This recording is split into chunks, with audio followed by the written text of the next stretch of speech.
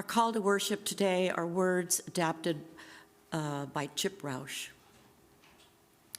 We are about to enter sacred time. We're about to make this time and this place sacred by our presence and intention.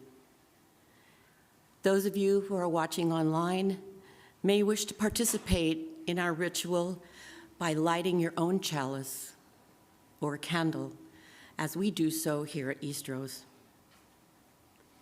Please turn off or silence your phones. And as you do so, I invite us also to turn down the volume on our fears and to loosen the armor around our hearts. Do it as slowly as you need to. If you take a little risk with these good people, you may find that they have the same human needs as you. Breathe.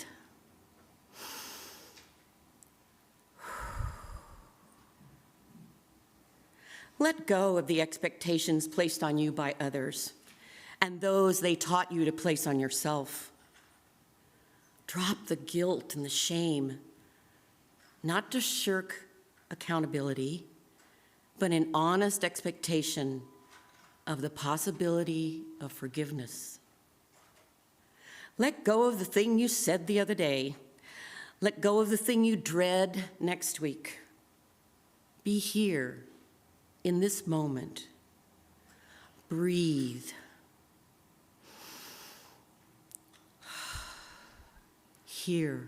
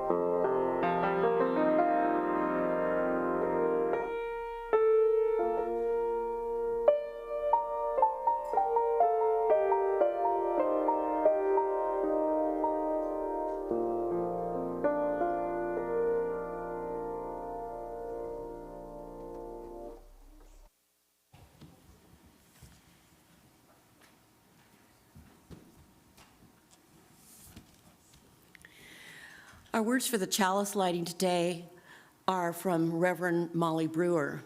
It's entitled, "A Chalice Lighting for When Things Aren't Okay." My beloved people, I cannot pretend, and so I will not tell you that everything is okay right now. There is no reason to be angry, that you must be optimistic or at peace. I cannot pretend these things, and so I won't tell them to you. But now our chalice is lit. And so all I ask in this moment is that we remember the words of Rebecca Parker. There is a love There is a love holding us. There is a love holding all. By the light of our chalice, let us rest in this love.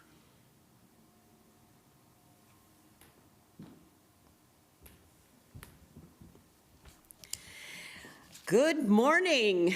Good morning. Oh, very good. And welcome everyone here in the chapel and all of you at home, including members of Mid-Columbia, our sister congregation.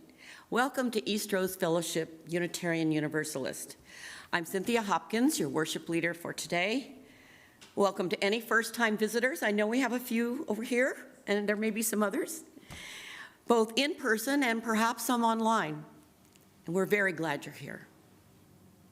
I have a couple of reminders for those who would like to share during joys and concerns today. If you are online, please write out your joy and concern in the chat, and it'll be given to me to share at the appropriate time. If you are in the chapel, please complete one of the forms to place in the offering basket. The forms are out on the table in the lobby under the name tag holder.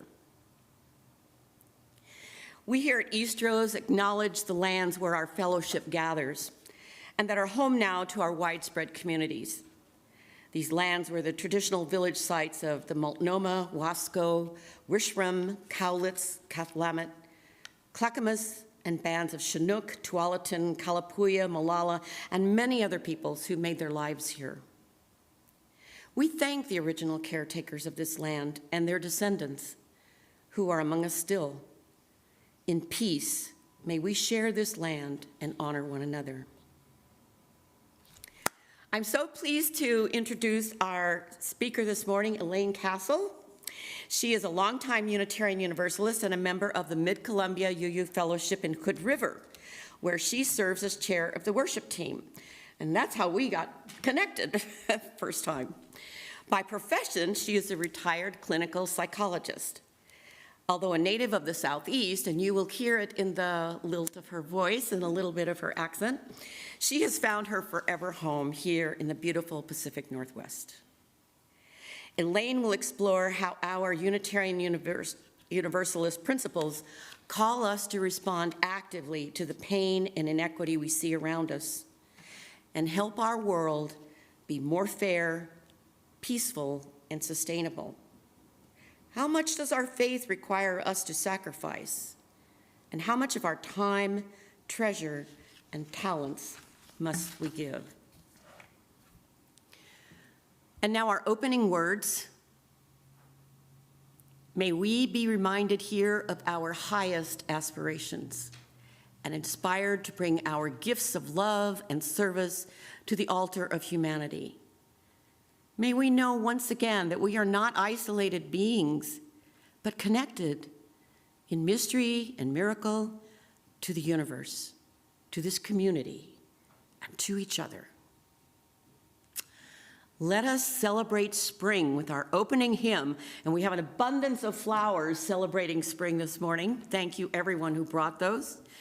The words to this tune will be on the screen, and Mary will play the melody for us. It's hymn number 61, if you want to look in the hymnals.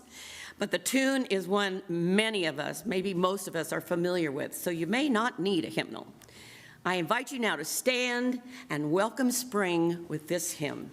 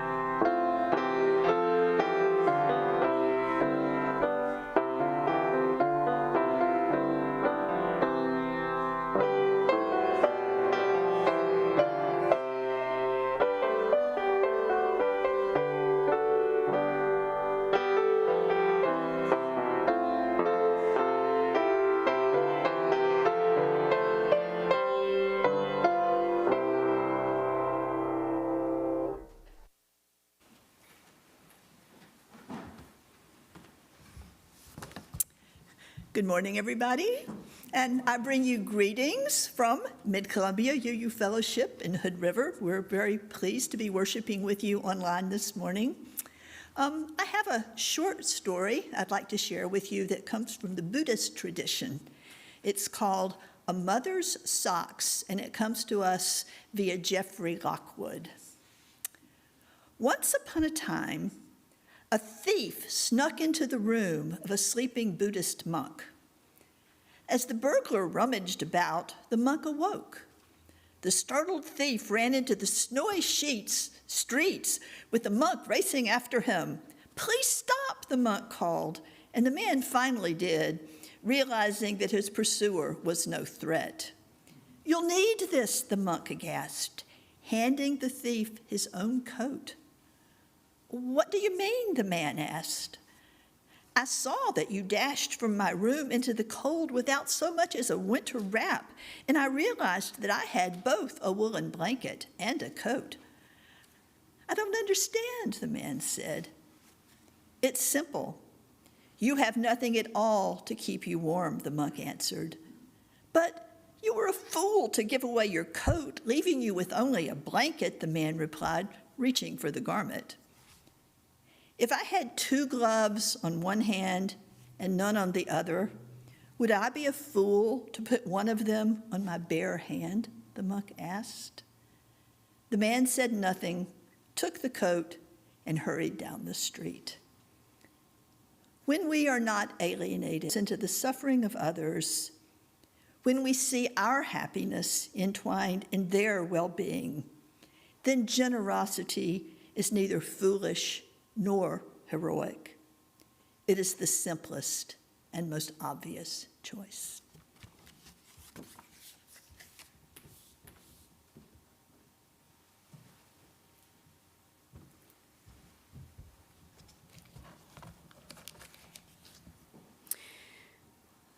We Give by Kristen Collins. We give to remind ourselves how many gifts we have to offer. We give to remember that we are part of something bigger than ourselves. We give because we believe in music and sacred space.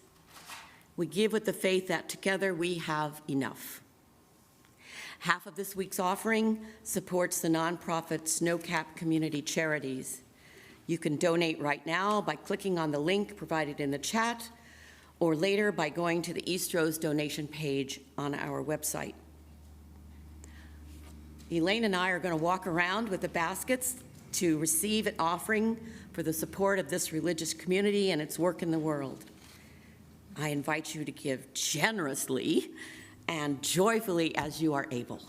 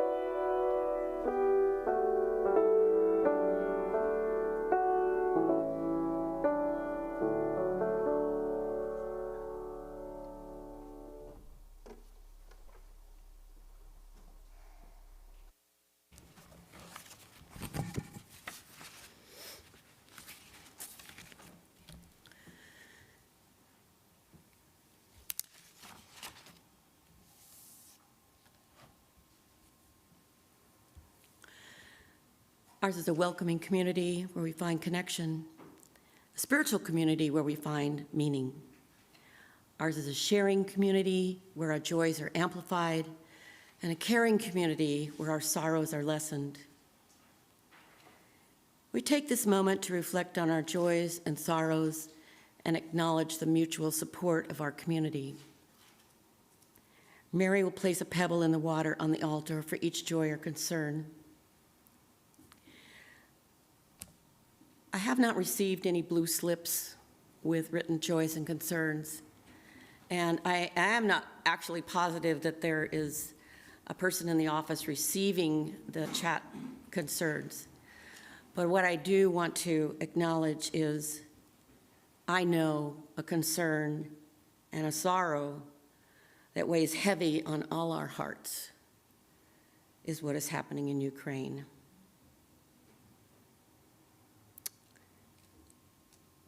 And I also know that there are those among you who have worries, concerns, and joys that you don't really want to share out loud.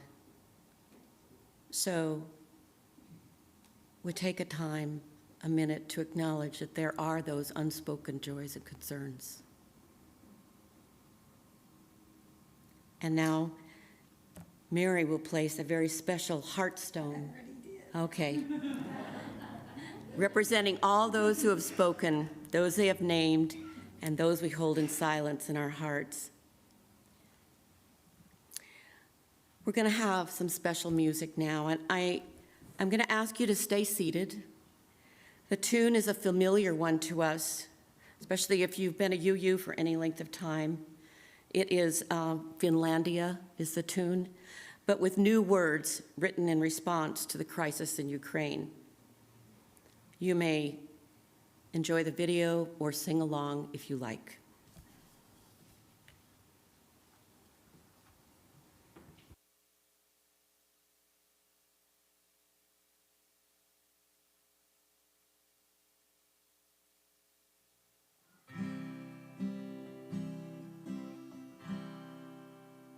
We pray for peace, O God of love and justice, as once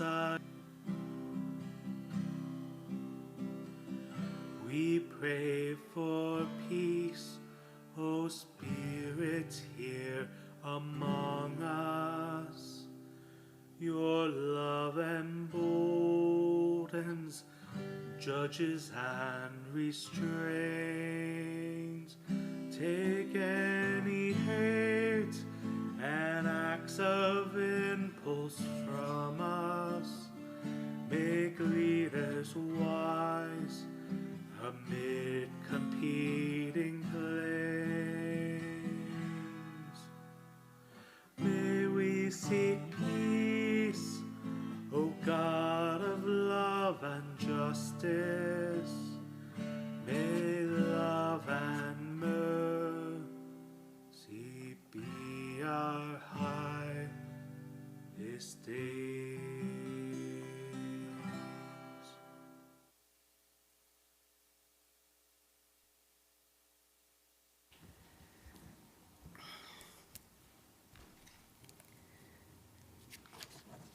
Just hearing the tune gets me all weepy. I have a hard time even singing it in church.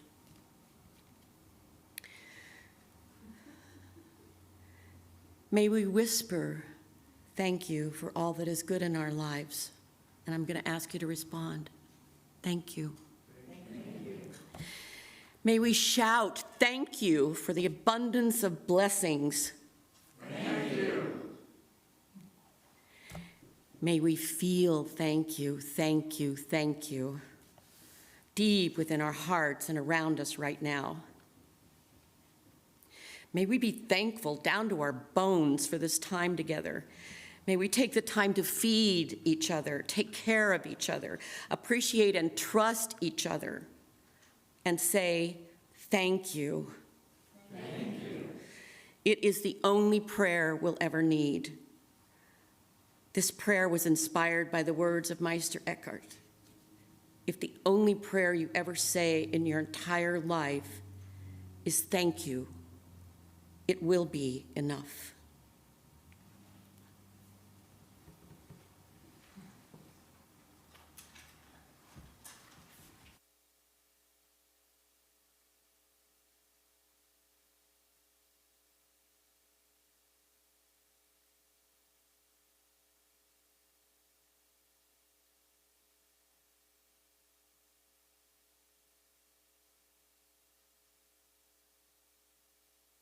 That we're all rich, at least by American standards. Yes, some of us are quite comfortable, but I know that others struggle to make ends meet. And I don't mean that our lives are necessarily easy. Certainly, the last 2 years of pandemic have been difficult for all of us. And no amount of privilege can protect us from the stark realities of the human condition: trauma, loss, sickness, death. None of us is immune to the pain of these inevitable events. But compare our situation with that of most people in the entire history of the world. Unless you're for some reason into winter camping, you probably slept in a bed last night, in a room that protected you from the rain and the cold. If you start running low on food, you can simply walk into one of our local grocery stores where, for an affordable price, you can select from an array of food that would have astounded kings and emperors of old. I can see those of you here this morning are dressed in clothing appropriate for the weather, though some of you at home may still be in your pajamas. And I'm quite sure that you have the facilities to keep both your clothes and your body clean. The air you breathe is clean, at least when there are no forest fires raging, and you can drink your fill of healthy water simply by turning the tap. Your bodily waste products quickly disappear through the magic of flush toilets and sewage treatment plants. All of us had access to free education, at least through 12th grade, and despite the mess of our current healthcare system, most can receive skilled medical care when we need it. And our good fortune extends far beyond the material. I think I'm safe in assuming that the great majority of us participating in the service this morning are, like me, cloaked in the privilege of white skin. We walk around freely in our community without worrying that we will be whisked away by an ICE agent. When we feel in danger, we don't hesitate to call on the police for help. We can gather freely to practice our religion in whatever way we see fit. And I would be very surprised if there were any government agents here this morning monitoring what we say. We may have strong disagreements with our government, but no one is likely to put us in jail for exercising our legitimate democratic rights to protest its actions. And unlike the people in Ukraine and the many other war-torn areas around our globe that we tend to forget, we do not have to lie awake at night worrying about bombs falling on our houses or about being overrun by hostile soldiers bent on raping and killing us. Most of us are painfully aware that these privileges are not shared by most of the people in the world, or even by many right here in our own community. And as Unitarian Universalists, we know that these inequities are morally indefensible. There was a thought-provoking article in the UU World several years ago entitled, "Do You Have to Be an Activist to Be a Unitarian Universalist?" In it, author Taqiyya Amin reminded us that, quote, "If you embrace and believe in our principles, dignity, justice, equity, and compassion, you can't sit idly by in the absence of these ideals in our society. This faith requires that we get up, get out, and build the world we dream about." I think that most of us would agree with Amin's challenge. Yes, we need to get up, get out, and start fighting for justice. But Exactly how much does our faith require us to sacrifice to help achieve this dream? How much of our time, talents, and treasure must we give to make the world a fairer, more equitable place? Or, in the words of my sermon title this morning, how much for myself, how much for others? This question came into sharp focus for me many long years ago when my son David, who was probably 12 or 13 at the time, participated in a class called The Church Across the Street. This class was part of the religious education curriculum at our UU Church in Maryland. During the course of the year, the young people visited a variety of religious institutions around the Washington, D.C. area, Protestant, Catholic, Jewish, even the Hare Krishnas, I think. But what remains most vivid in my mind is David's reaction to his visit to the Community for Creative Nonviolence in downtown Washington. As any of you who lived in the D.C. area during the 1980s no doubt remember, the CCNV and its leader, Mitch Snyder. The Community for Creative Nonviolence was, and for that matter still is, a comprehensive program serving unhoused individuals in the city. And Mitch Snyder was its public face. Most famously, he led a takeover of an abandoned public building in Washington, D.C., and forced the Reagan administration to turn it into what was then the largest homeless shelter in the country. Hunger strikes, civil disobedience, court battles, Snyder did them all. He lived and worked with his houseless compatriots, sacrificing his entire personal life to their cause. My son was completely blown away by his visit to the CCNV shelter. In his rather idealistic young adolescent view, our families and our churches own rather modest contributions to the greater good paled in comparison with Snyder's level of commitment. Here was someone who not only talked the talk of social justice, he lived out its principles in every aspect of his life. David's reaction to his visit caused me to look more closely at my own behavior. And I must admit that even after all these years, the questions remain. How can I justify living in a big, beautiful home, which would probably house 20 families in the slums of Calcutta? What right do I have to spend money, time, and the earth's resources to fly off on exotic vacations when I know many children in our coastal state of Oregon who have never even seen the ocean? How can I spend my comfortable retirement mornings sitting in my chair, looking out at Mount Adams, sipping my coffee and working my crossword puzzle, when the world so desperately needs my time and my talents? Well, the short answer is, I can't justify my behavior, and I know it. For whatever reasons, I simply don't have it in me to be a Mitch Snyder or a Mother Teresa or a Nelson Mandela. I suspect I'm not the only person here this morning, whether in person or in cyberspace, who feels unable or unwilling to sustain that level of sacrifice. And the fact is that in 1990, Mitch Snyder committed suicide. Clearly, there's something to be said for a healthy balance in life. When I came up with the topic for this sermon, I think I hoped that the process might help me come to terms with how to live a morally defensible life while not giving up too many of the things I really treasure. Unfortunately, it has not. The best I've been able to come up with are a few general principles that might help the non-saints like me find a sustainable balance between our own desires and the needs of the larger community.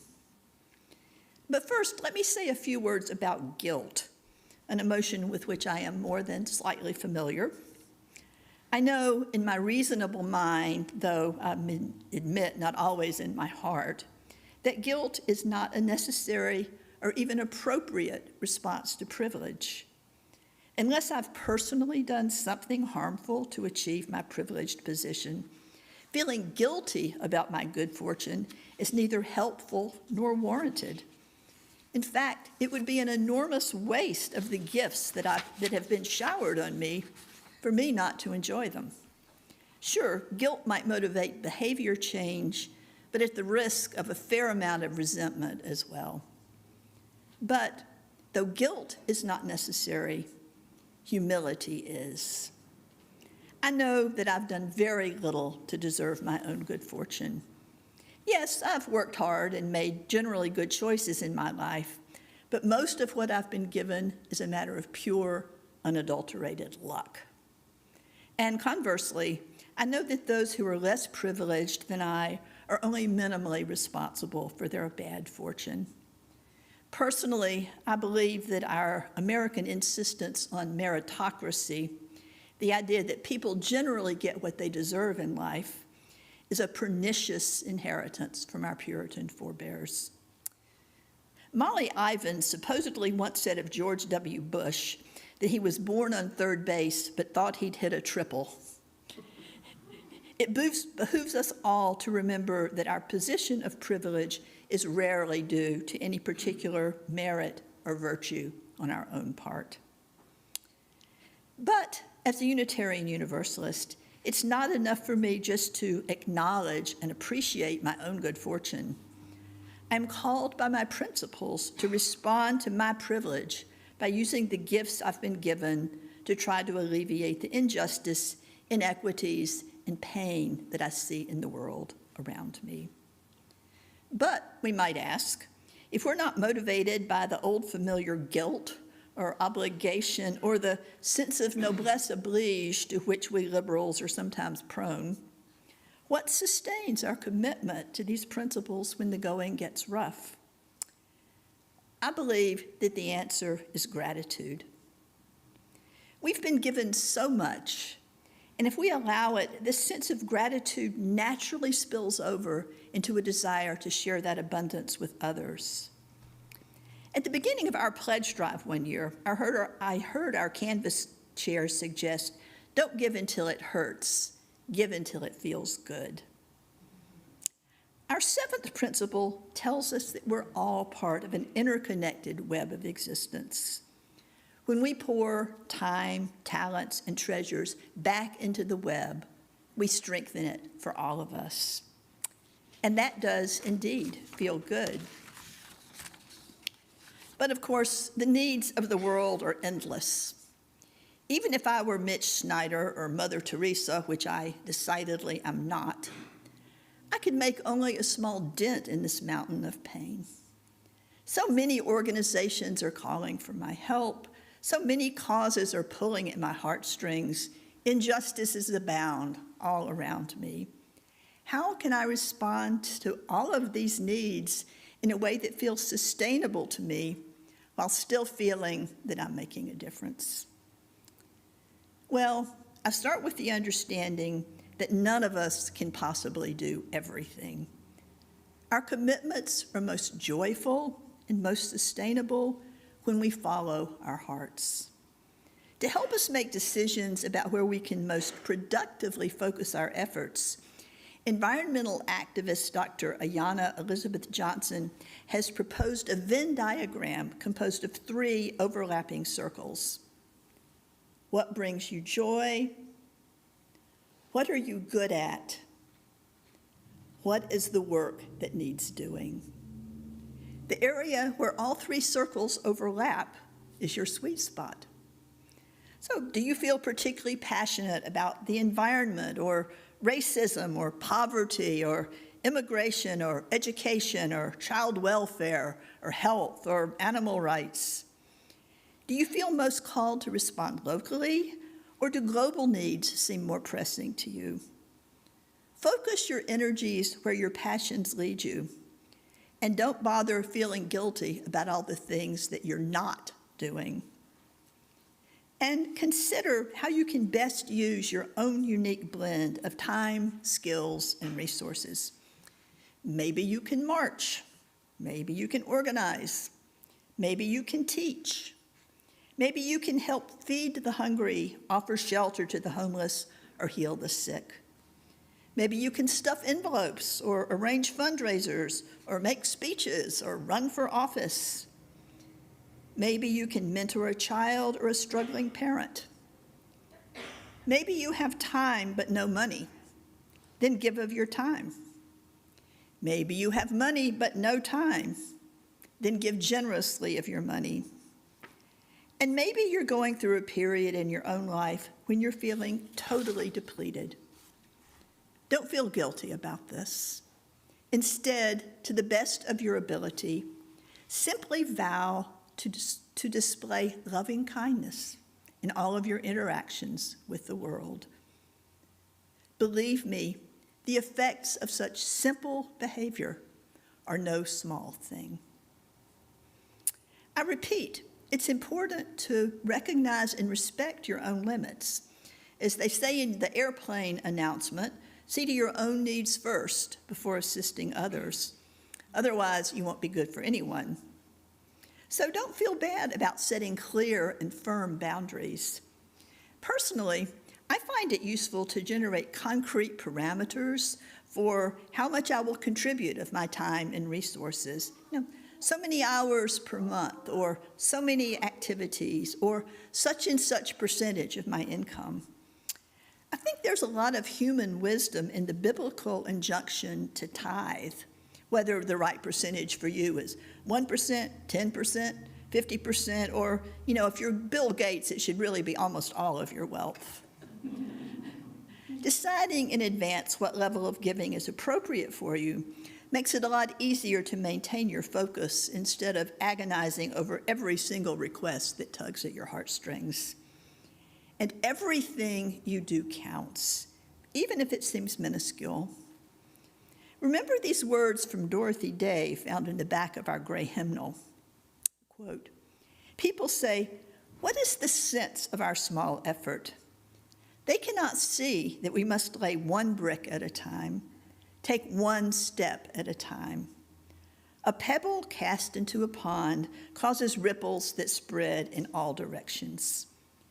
Each one of our thoughts, words, and deeds is like that. No one has a right to sit down and feel hopeless." Well, the question that I posed at the beginning of my talk was, how much for myself, how much for others? Have I answered this question? No, I don't think so. In fact, during the course of preparing this sermon, I've come to realize that my title poses a false dichotomy. Consider the story about the Buddhist monk that I read earlier this morning. In explaining why he shares his clothing with the thief, the monk tells us that we are almost literally all one body. Your pain is my pain. Your joy is my joy. When I withhold my love, my gifts, and my support from those in need, I'm hurting not only them, but myself as well. Conversely, when I approach the world with my arms and my heart wide open, I strengthen the interdependent web for all of us. So maybe the issue is not how to apportion my resources between my own desires and the needs of others. What is important is the attitude with which I approach the question. If I'm motivated by guilt, I'm likely to experience my giving as an obligation, and at some point I may find myself resenting my sacrifice. It feels like a zero-sum game. But what if instead I can respond to the pain and injustice in the world from a deep sense of gratitude for all of my own blessings? I can then give of my time and resources joyfully and with love. And perhaps I can rely on that love to help me find the appropriate balance in my life. At times, I'm overflowing with resources, passion, energy, and my desire to give flows naturally from those feelings. But at others, I feel drained and depleted. And it's then that I need to step back, conserve my resources, and allow others to nurture me. During the 2012 presidential campaign, Mitt Romney famously said that the world was divided into makers and takers, givers and receivers.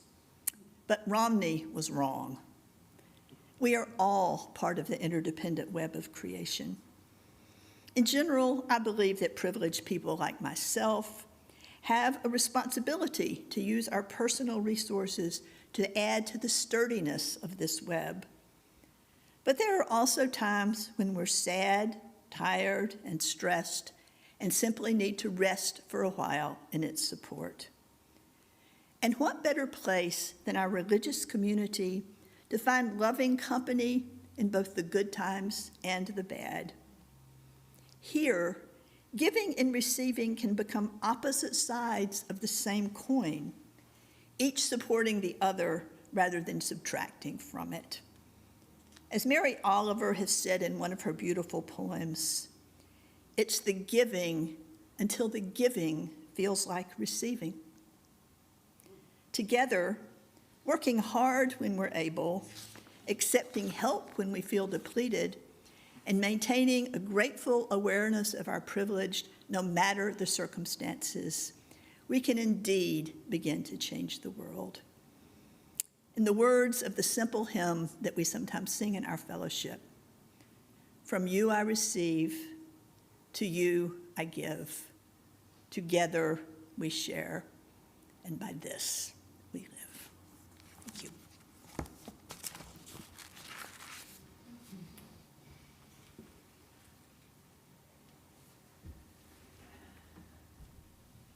Thank you, Elaine. That resonated with me, and I'm sure many people here, and I'm hoping that during our coffee time at the end of the service today, if people want to come up and chat with you about it, I'm sure you've touched what's going on inside many of us. We have a closing hymn today, Soon the Day Will Arrive. It's number 146 in your gray hymnal. We have a live recording for you to watch and sing along with, and I will ask you to please rise while we sing. Number 146.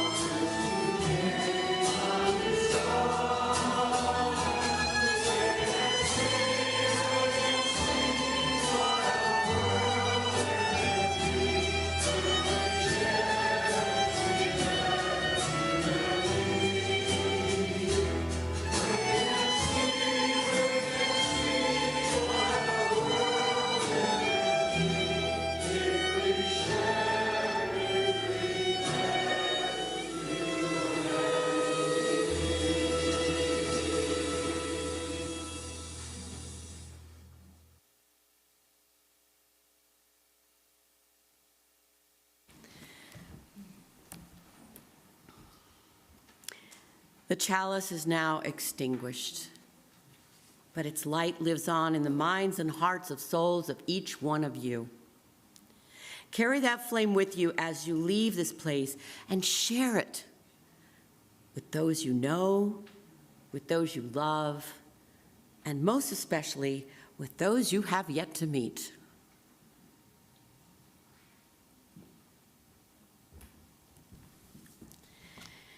Our benediction today, the closing words for Hard Time by Maureen Killoran. No matter how weak or frightened we may feel, we each have gifts that can make a difference in the world. In this coming week, may you do at least one thing to support the broken, to welcome the stranger, to celebrate what is worthy, to do the work of justice and love. Be strong, be connected. Each day, act so you may be a little more whole.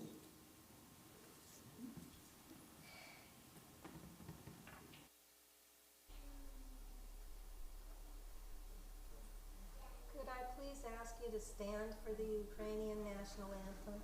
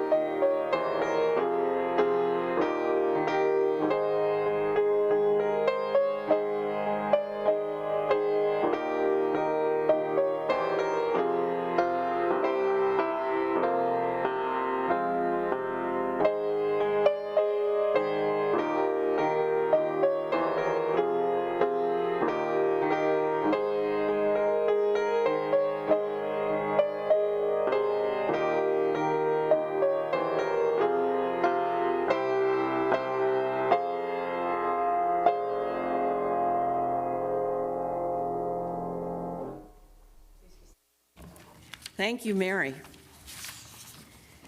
I have several announcements, but the first one is I have many thank yous for today's service. I want to thank Elaine, our speaker. I want to thank Mary for the beautiful music and videos, and quietly in the back there, our superb technicians, Patty and Phyllis. And I want to thank Bonna for being our greeter. And I want to thank all these people who brought these lovely flowers today. And Lois, yes, sorry. Oh, it was Lois that was a greeter today. Okay, I'm getting all these hand signs from the back here. Got it right now, okay. Now, just a couple more quick announcements, and then I have someone I want to bring up here with a very special announcement. This one is from Keene. The outreach meeting will be April 4th. I think that's next Sunday, correct? Next Sunday? April 4th? It's the first Tuesday of April. First Tuesday of April, okay, at 2:30 at the church. All are welcome. And Second Thoughts, which is a program we've had going for a couple of years now. It's the second Sunday of each month. We're going to start it up again in April, so that'll be April 10th on Zoom at from 9 to 9:45. So they meet and have these discussions prior to the service, and we will be discussing the future of Eastrose. And from Lois, who I just now acknowledged was our greeter today. We need a few able bodies to move some chairs into the chapel after the service. So check with Lois afterwards, get your coffee, right? And then we can as people leave. And she says, thank you. Now, I want to have Jean Wygant come up here because she has a very special announcement.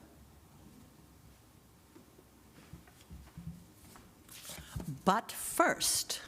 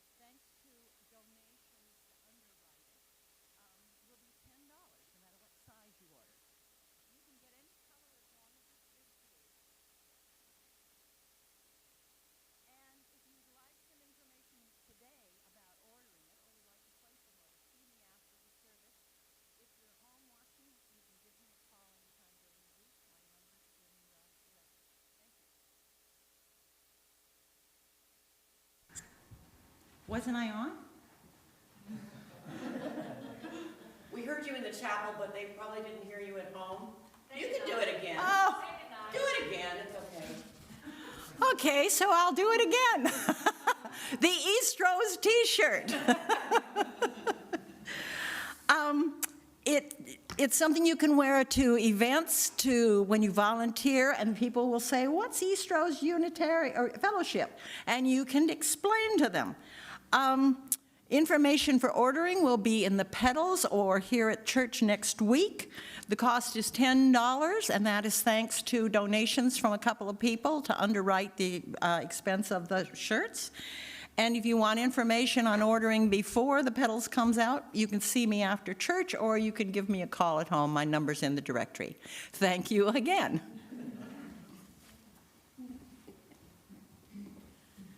All right, I want the first one. You got it in blue. That works for me. Okay. You can tell me your size. Yeah, I will, believe me. One last announcement. Our service next week, our Reverend Patty Pomerantz will speak on right relationship. And now we are done with announcements, and guess what? The service is ended. If you're attending online, I invite you to exit YouTube and connect to Cafe Conversations via Zoom. Those of us here at Eastrose are invited to remain, have some coffee. We'll bring in the coffee cart in just a minute, and visit. And we hope to see you all again next week. And bring a friend, a neighbor, somebody off the street. Just bring them, Okay. Thank you, everyone. And I can turn this off, right?